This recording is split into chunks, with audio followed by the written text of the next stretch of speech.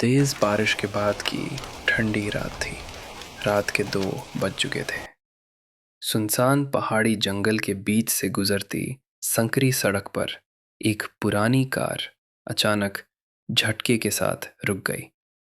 Headlights कुछ second तक फड़फड़ाईं और फिर पूरी तरह बुझ गईं।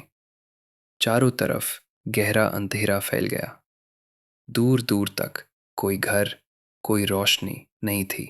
कार की आगे वाली सीट पर अमन बैठा था। पीछे सीट पर सिर टिकाए रोहित था। दोनों दोस्त एक शादी से लौट रहे थे और शॉर्टकट के चक्कर में इस रास्ते पर आ गए थे। कार रुकते ही रोहित ने बाहर निकलकर इंजन देखने का फैसला किया। अमन वहीं बैठा रह गया। तभी उसे लगा जैसे कार के अंदर हवा अचानक भारी हो गई हो।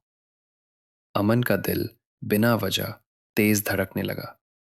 गर्दन के पीछे अजीब सी ठंड महसूस हुई, जैसे कोई बहुत पास खड़ा हो। उसने सोचा शायद डर की वजह से ऐसा लग रहा है। तभी उसकी नज़र मिरर पर गई।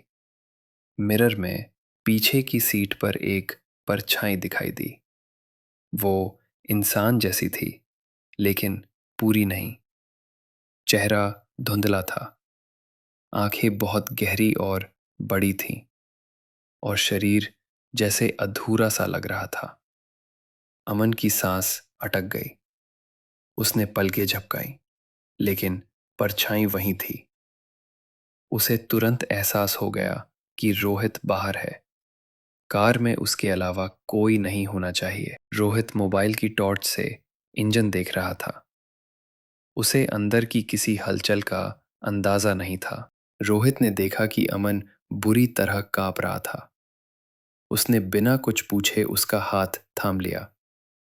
कुछ कोशिशों के बाद कार स्टार्ट हो गई। रोहित ने बिना समय गवाए गाड़ी आगे बढ़ा दी। जंगल धीरे धीरे पीछे छूट रहा था, लेकिन अमन की नज़र खिड़की से बाहर ही टिकी हुई थी। कांच में उसे वही परछाई दिखाई दी। वो सड़क के किनारे किनारे कार के साथ साथ दौड़ रही थी। उसके पैर जमीन को छू ही नहीं रहे थे। जैसे ही शहर की पहली स्ट्रीट लाइट दिखाई दी, अमन की आंखें भारी हो गईं। उसका शरीर ढीला पड़ गया और वो सीट पर ही बेहोश हो गया। रोहित घबरा गया, लेकिन कार नहीं रोकी। उसने सीधे हॉस्पिटल का रुख किया। अमन कई घंटों बाद होश में आया, लेकिन उस रात के बारे में उसने कुछ भी नहीं बताया। उसकी आंखों में डर बस चुका था। कुछ दिनों बाद रोहित ने उसी जंगल वाली सड़क के बारे में पढ़ा। सालों पहले वहां एक एक्सीडेंट हुआ था। 2 दोस्त थे।